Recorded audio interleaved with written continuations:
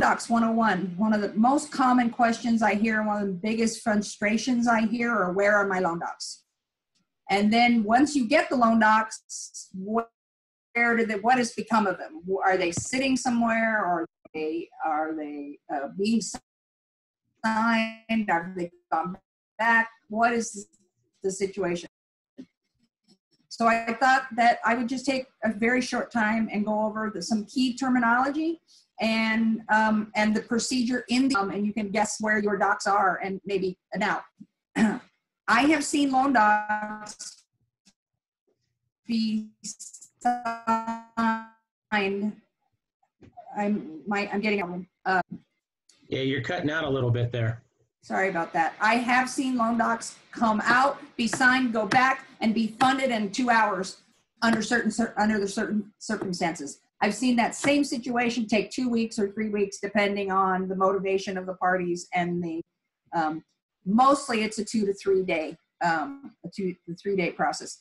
I thought I'd start really quickly with the staff that you're familiar with. Obviously, you have a great loan officer, I'm sure, and you are very familiar with underwriters and appraisers, and those things are very common to us. I want to make sure that everybody knew that there are middle staff members, loan processors, and funders and doc reviewers that effectively, this is the thing you most need to know about those players, is that each of those departments, you basically get in line all over again. So once we get docs, then we got to get in, we have to get them signed, but when they go back, you have to get in each of those. Now, if that particular department is COVID impacted or just busy, it's like we're having with the refi market right now, docs might be hustling along and you get docs, everything goes great, and then funding stalls on you. So I wanted you to be aware that there's more than one line you stand in as you get loan docs. The next thing I wanted to talk about is you should be aware and have it in your tool belt lenders that do both traditional loan docs and table funding. So the thing about table funding that is so awesome is once the docs come out and they have been signed, all the escrow officer has to do is fax back or email back a copy of the signed note and a funding sheet, and they can record. They'll be funded immediately. Those docs are awesome because you're ready to go the minute they come out. However, the lender does not issue those docs unless they're 100% ready. So you might wait longer to get docs on a table funder, but once you've got them, you're good. You're going to go. You're not going to wait in a bunch of lines anymore. So I wanted traditional docs is what I wanted to go over with you as far as common terminology. So once you have loan approval, which you're familiar with, the next thing you're hearing is that it's been kicked over to the docs department and they're trying to draw docs.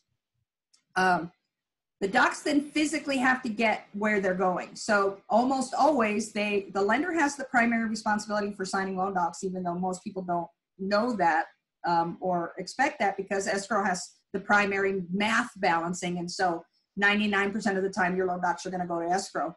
Escrow has to check them for accuracy and then work up your numbers to make sure that they're correct before they can even, they do book appointments to accommodate you to the best of their ability.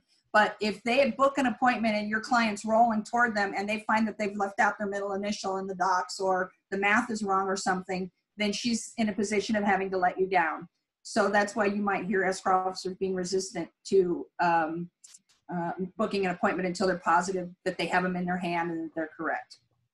So once the docs get to escrow, they get worked up, they get prepped, and then we have to get the client to them.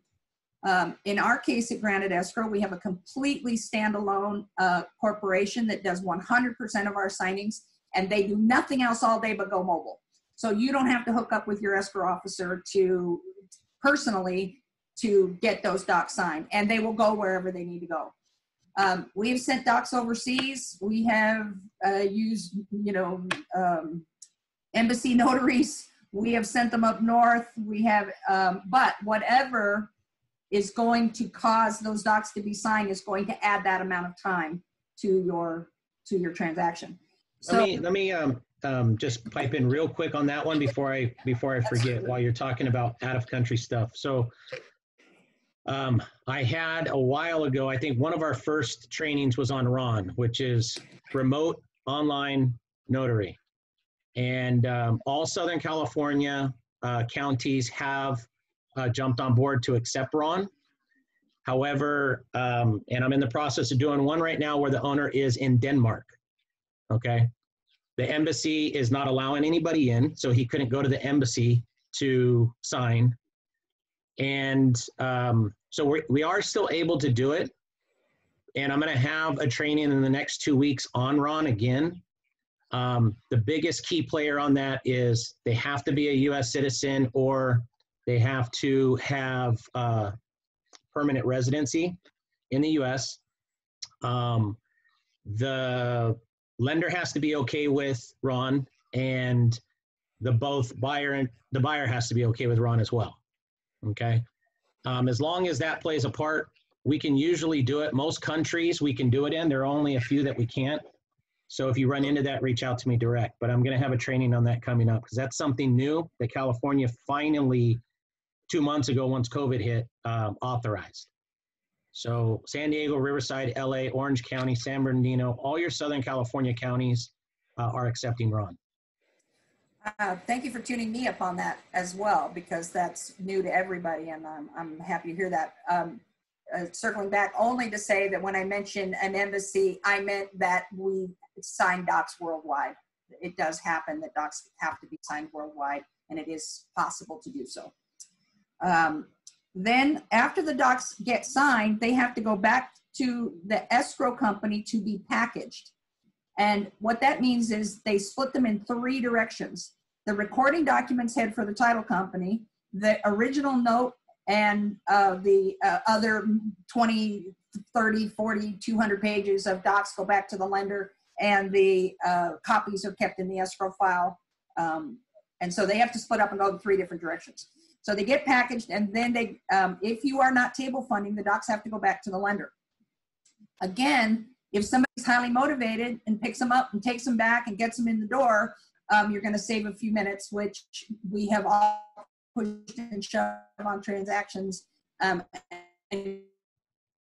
cut corners every which way we can. But once they're inside the door, this is where that process. You're cutting out quite a bit there. Somebody's missed or something's on there. I'm sorry, are you losing me? Yeah, your connection's really weak there. Are you still with me? Yep. I'm sorry about that. It's all right. Did you hear me now? Okay. Yeah. All right. So the docs have to go back to the lender. They have to be opened. They have to be reviewed. They have to be right. The good news is if they're not, they can tell you pretty quickly. So they'll tell you what's wrong, and usually the escrow company. Back in the old days, we literally got in our car and drove over there and fixed it in some cases. So that's not off the table either. What comes out directly after that is what's called final conditions, and they are for two people. They are for the escrow company to show the last funds that have come in, and the spouse signed the grant deed or whatever those last conditions are that are going to be escrow responsibility. But the loan officer has final conditions as well. So if they're still waiting for the 4506, or they're waiting for the last pay stub or something like that. So very often you will hear, and this is almost an argument, if you will, because, and we don't mean it to seem that way, but very often an escrow officer will say, my conditions are in, and the brokers are, and the loan brokers are not, or vice versa. The loan brokers are in and the escrow company hasn't been able to get to theirs yet, or can't get their hands on whatever it is. So please remember that when you're in final conditions, there's 2 sets, both the lenders and the escrow companies. Once all the final conditions have been met, we go into the funding department. And again, one more time, they're dotting their I's and crossing their T's. So we have had lately a lot of little things pop up. re-verification of employment because of COVID. Tommy, you may have an example for me as well. Well, I would just say is this, typically when the underwriter looks at everything and dots their I's and crosses their T's, by the time it gets to the funder in the past, pre-COVID, there usually wasn't much kickback. Now it seems like everything that happened in underwriting, the funder is going back through with a fine-tooth comb to reassure is still in place, i.e. they still have a job, they still have the income, they still have the funds, they still have everything, right? And then that takes that process and triples the amount of time that it takes that funder to go through that file and then get to a point where they could either approve it or ask for some type of condition, right? I would say is in the past, we were noticing that once it went to the funder, it was 24, 48 hours, they had it, that was it. Now it seems like they have it for a week. Why? Because they're backed up. They're just simply back. I've never heard so many lenders from the closing department, the funding department, et cetera, just say, we're overwhelmed. We're backed up, as I have in the last 2 months. If So they have have to be patient. grown adult children who need a career, there's a ton of entry-level positions available right now. So that's another interesting point. I did hear a funny story. The person who called to verify the employment of the borrower asks a particular question at the end. What is the percentage of how guaranteed is their job? How good is their job? And the employer said, as good as yours. So, which is about where we're at. So once we get into funding and funding is done with us, I want to make sure you understand that there's two terms that sound a lot alike. One is we are funding.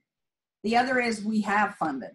So when they're trying to fund, we've gotten in line one more time at the wire desk, and they're trying to get things out. And if it's after 2 o'clock, it's very difficult to get a wire out. The later in the day, the later in the week, the more difficult it is to get a. Yeah, 2 o'clock's your hard deadline on a wire in our time zone.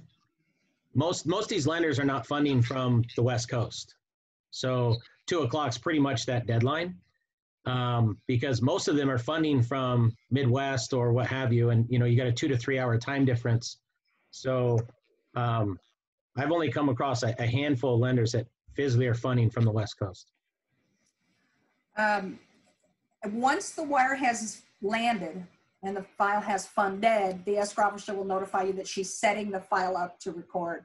And now title is abstracting their documents. And this is the best, I'll let Tommy talk about what happens when you're setting up. Yeah, so then we get the entire file, and then we have to go through, we don't go through 100% of everything in the file, but we go through probably about 60% of it to make sure it's all in order. It has to be in a specific order to abstract and go down. And abstract means we're basically scanning it into our system and then uploading it into the portal that allows us to electronically record it with the county. And so once we get the approval from escrow to go ahead and release for recording, that process is released and it's sent out to record. And the turn time on that determines on how many went down to record that day and when we released it to record. Most counties we can release throughout the day. LA, we have an 8 a.m. release time. If it comes in after that, we can't redo it. If it gets rejected for any reason, we cannot resubmit it same day. So LA County is a little bit more difficult to work with, but typically Riverside County or what have you, we have until about 3:30 to release that recording to record for that same day. The downfall is the later in the day we get. If it does get rejected for something mediocre, like the certain page wasn't dark enough or something like that, and they couldn't read something very well, and it just has to be touched up, we may not have time to re-record it same day. Which was exactly where I was going next. You are either going to get the happy news that you are confirmed, which is the term the escrow company uses or the title company uses, that the recording has been successful, or they will let you know it's been pulled. Again, a pull, they can tell you almost right away why they're pulling and why. The page is too light, the notary missed something, that sort of thing. Pulls are pretty rare these days, but I want you to hear the language of it, why something got pulled, and that it has our full intention when it gets pulled. Those are let me pipe in on that too, because you guys use a dedicated company for your signings. That is a good thing. And the reason why is because it puts pressure on them to double check certain things. I can't tell you how many times a recording was pulled because the stamp from the notary wasn't 100% visible, right? Or something so mediocre like that, that really the notary should catch. And yes, it comes to title, and title should look at it and catch as well. Sometimes little things like that squeak through. I mean, especially when we come up on end of month, when we have a lot of recordings happening. It's those small ones that really sting in the side when they get rejected. And again, I want to say that all day long, escrow and title are reprioritizing over who has the highest odds of getting recorded. So if you're opening your escrow today and you also have one closing today, your closing is the priority over the, if your loan docs are going to expire, that has priority over loan docs that are not going to expire. I even have a little joke that I say that screamers over criers, stuff like that. I'm just making a joke because we've all been screamed at by somebody. So, and then finally, I just wanted to talk about the file being settled. Unless you had an 8 a.m. recording, it is unlikely that the file is going to get all the way to checks the same day. 8 a.m.s are pretty well ready, and given the new, all the new lending rules over the last few years, there's very little changes to the settlement statement at the end. And so usually they're pretty much ready to go, but they do have to wait for the final charges to come in from the title company, how many pages got recorded and something popped up that needed to be paid for. But unless you have an 8 a.m. recording, you should not expect to get paid the same day. And if it's a Friday, it's definitely going around on Monday before you. Especially end of month. You know, we'll put in perspective. If it goes down for recording in the first batch at 8 a.m. and there's a big and there, and we get the confirmation, say between 10 and 11, maybe by noon, there's a strong possibility that funds will then be released back to escrow in time, meaning we'll make that 2 p.m. or that between noon and 2 p.m. Being able to release that wire back, right? However, this week, I can guarantee it doesn't matter if we record at 8, we probably won't get confirmation before 1 o'clock. And we still have to finalize the fee sheet and everything else for escrow to be able to then release the wire back. We'll be releasing it after 2 o'clock, so escrow won't receive it until the next business day. But if we get them early enough, then escrow usually will be able to get the funds same day, and then they could potentially, you know, get checks out same day depending on how busy they are. But yeah, it is on a tight wire in regards to that time schedule. To close, this is going to be the end of my presentation, is I want to talk about what the end of the year looks like, because that is the mother of end of the months. Everybody who has to have taxes done, that sort of thing, all through December, when you're closing in late November and into December, if you open an escrow, the escrow officer is going to ask you if you positively need to record this year, because there are people that for tax reasons positively have to. So because of that level of recording, we know from many years experience that those files could take till the 10th of the month to zero them completely out and get the home warranty check where the home warranty is going, and the pool guy paid, and those sort of things. I do want to reassure you and tell you that escrow at that time almost always will cut what we call gotta have them's. So we know, just like you, we're humans. We have kids who want Christmas too. So we will very often cut a single check to give the buyer and the seller theirs, or get you paid, or somebody who positively can't wait, or we made to make a home warranty claim and we can't do it without the check. So the reason I go over the end of the year is because it is not like that the rest of the year, but I do want you to know that we give a lot of human thought and care into who is desperately needs to be supported, whatever the situation is. So if the seller can't move without his check, we're going to get you that check. So that does it for me. Does anybody have any questions for me? Or I'll throw one more thing in there. You know, trying to close on multiple properties, right? Your seller is selling a property and those funds are being used for purchasing a property. We work with Granite really well in regards to, and he's always proactive to get the file down to us as early as possible.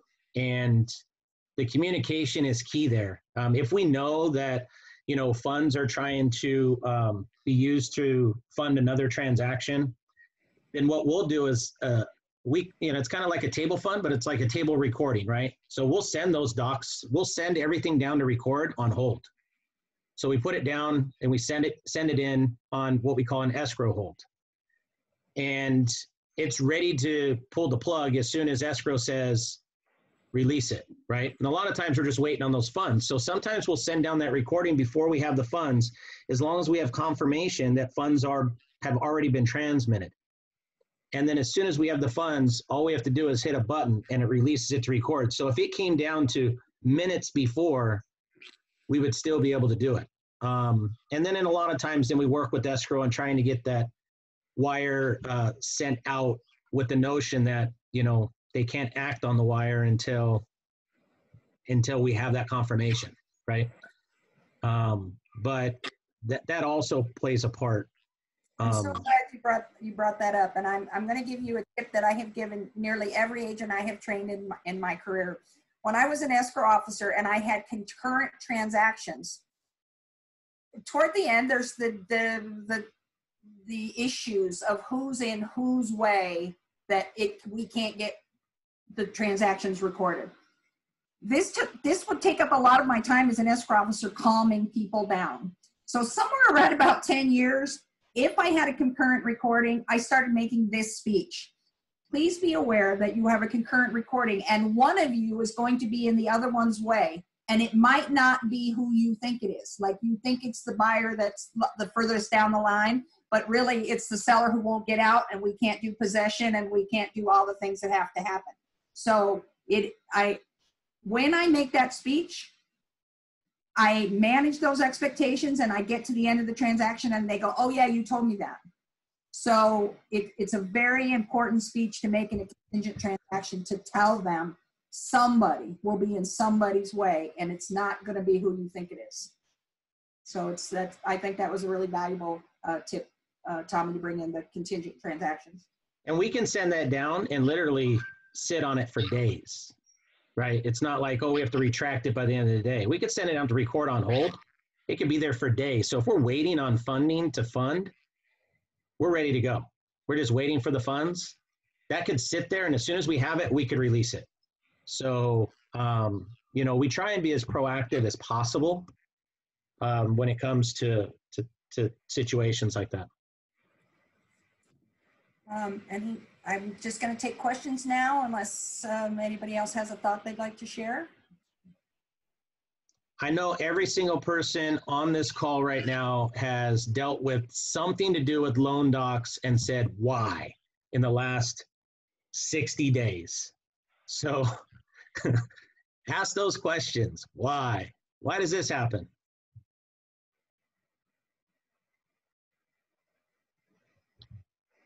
Don't be shy. Come on, Betsy. I know you have the question. I can see it on your face. Let's do it. Daryl, what do you got for us?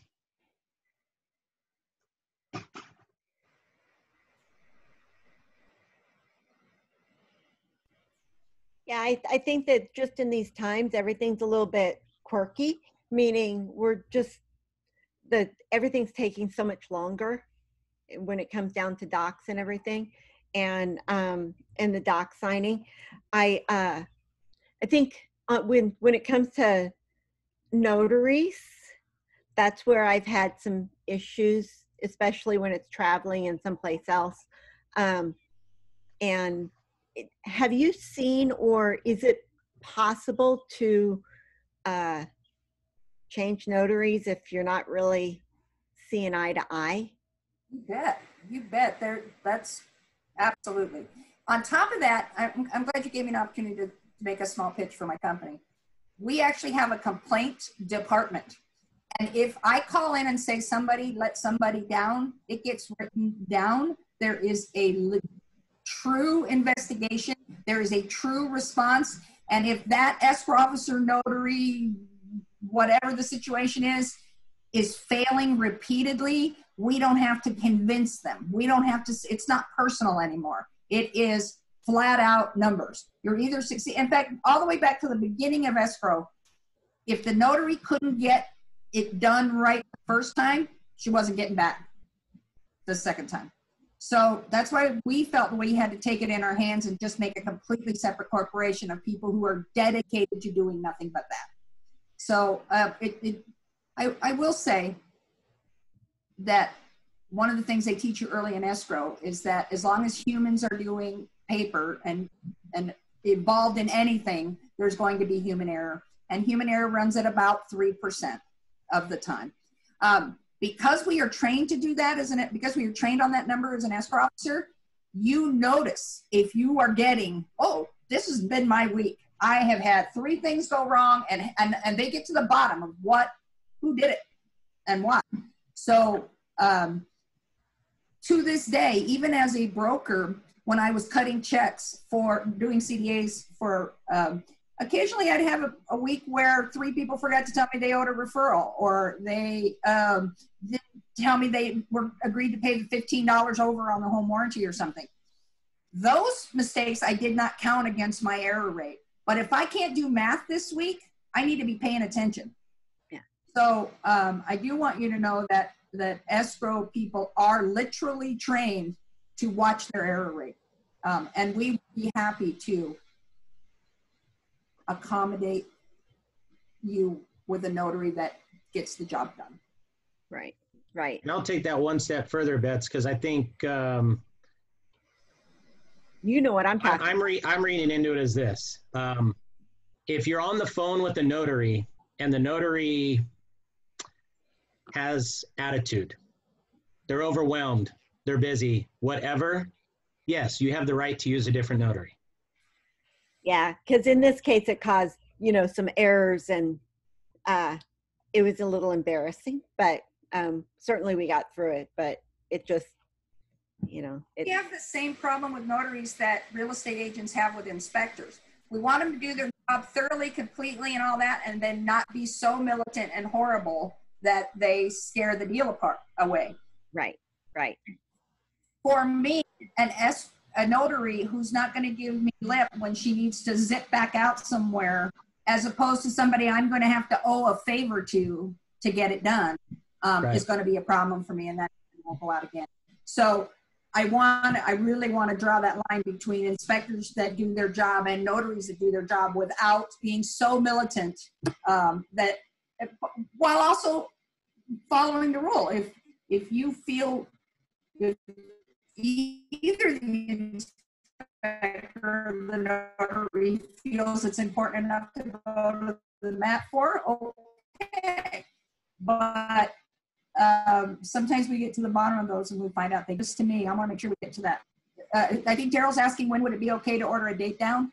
Yep.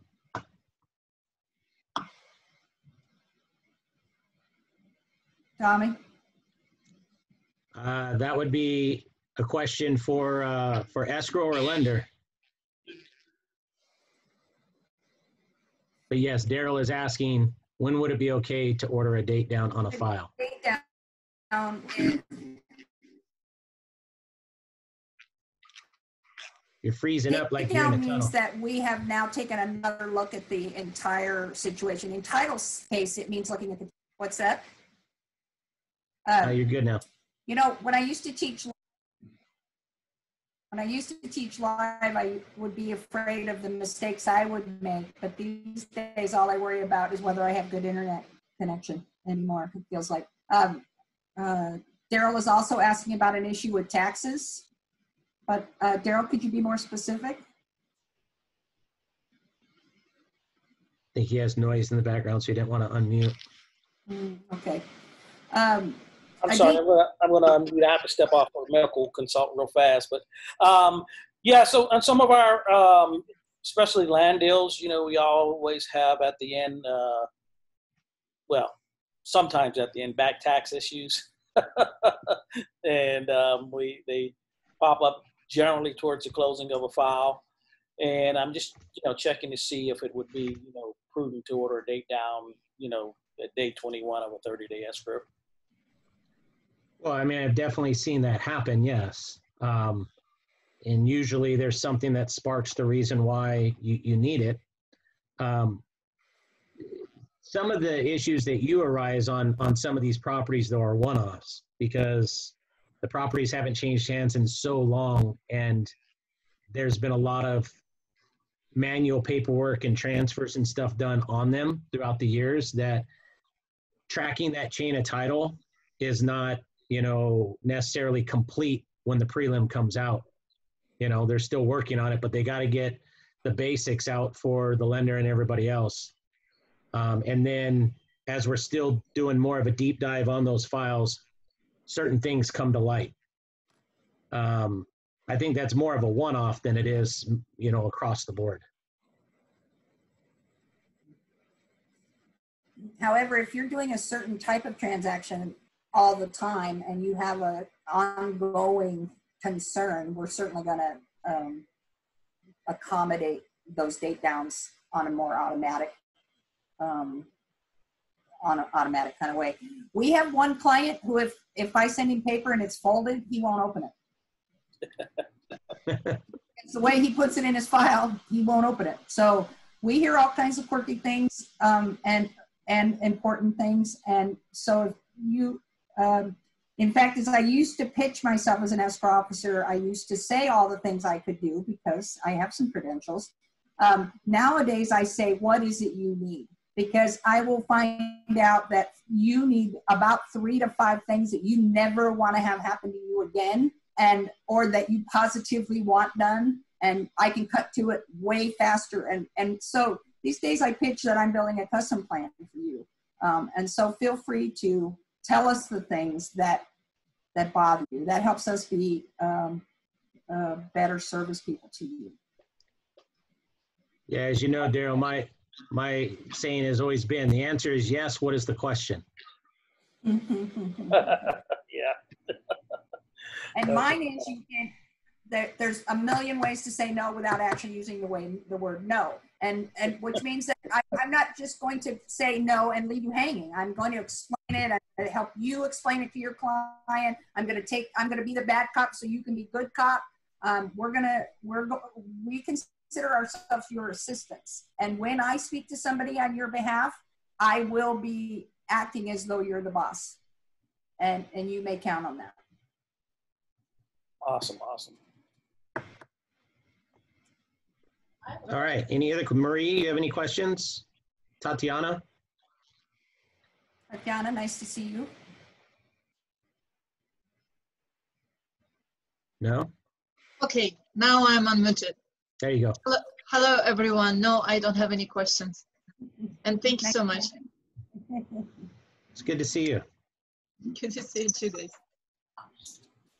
I think Linda has a question. She may have to type it in. Yeah, go ahead, Brenda. Oh, she's trying to get unmuted. Should be good to go. There you go.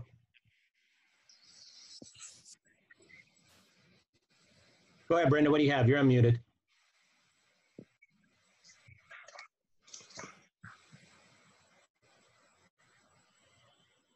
Brenda.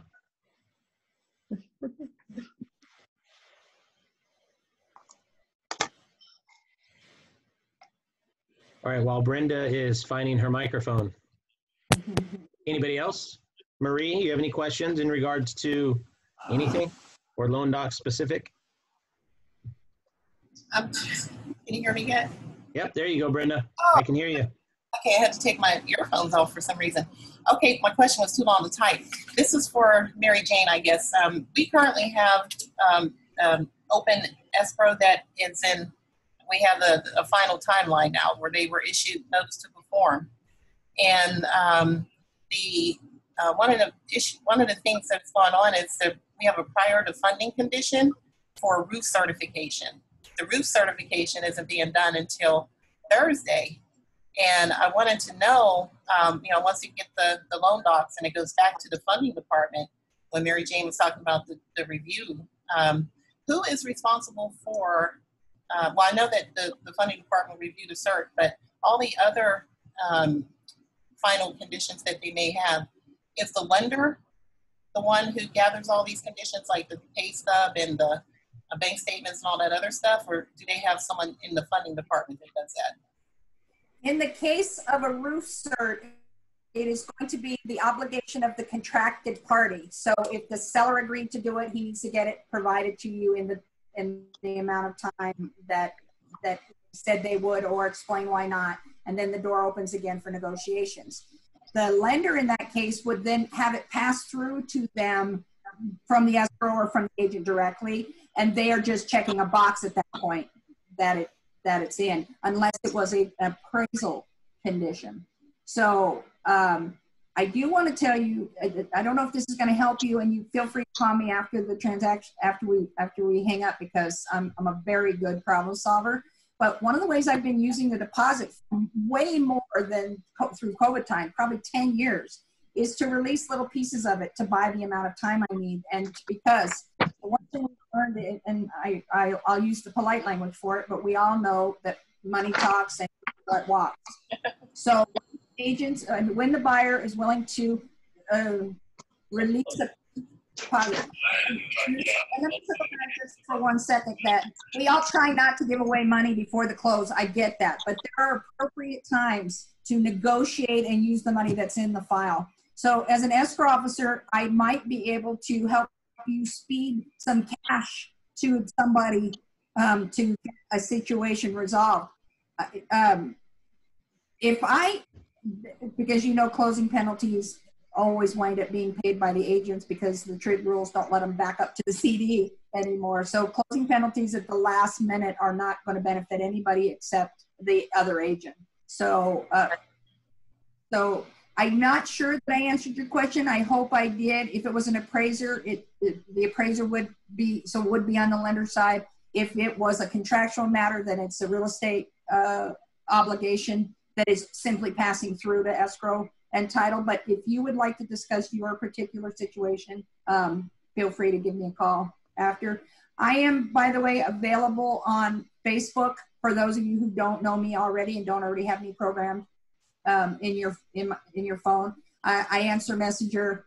I'm day and night. I'm a night person. I'm never in bed before the news is over. It was 6 a.m. I'm not your girl, but 11 p.m. I am.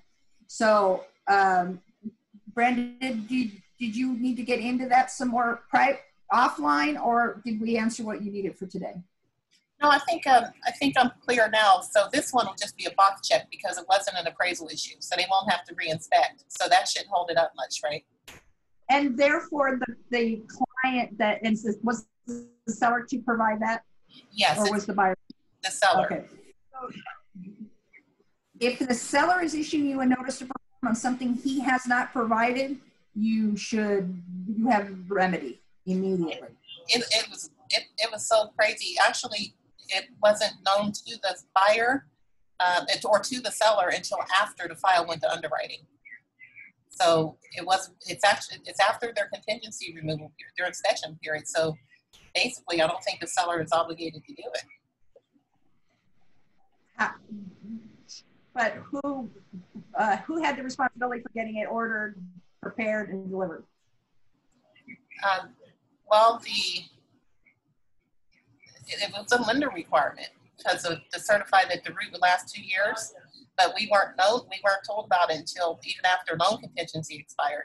Yeah, that helps me a lot with your situation. That is definitely going to be a lender appraisal situation, meaning a buyer problem.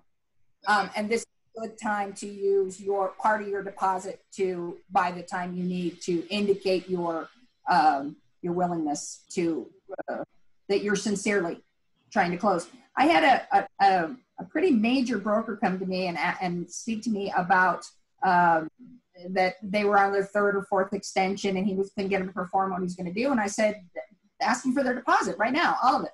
And he said, I can't do that. It wasn't written into the contract that we were going to give up, they were going to give us deposit. And I said, every time somebody misses a deadline, that door literally, in my mind, I picture the door literally being kicked open again. Negotiation is wide open again. So don't be afraid to renegotiate your situation based on reality. And you and I, you know, all of us know this. The next thing I'm going to say, you guys are all going to nod at, but going dark is your biggest problem. So, you know, don't go dark. Offer to take the heat off the agent. That sort of thing will go a long way every day. Yeah, I think I will do the deposit release request thing. I think that might help. Thank you. I totally forgot about that. Communication is key. Yeah. Mary Jane, if you would, in the comment section, maybe leave your phone number for the group. And, you know, there's one thing about Mary Jane, and she's always willing to take a call from anybody and help you out within the industry. And I always had the opportunity of meeting her quite a few years ago, and over the years,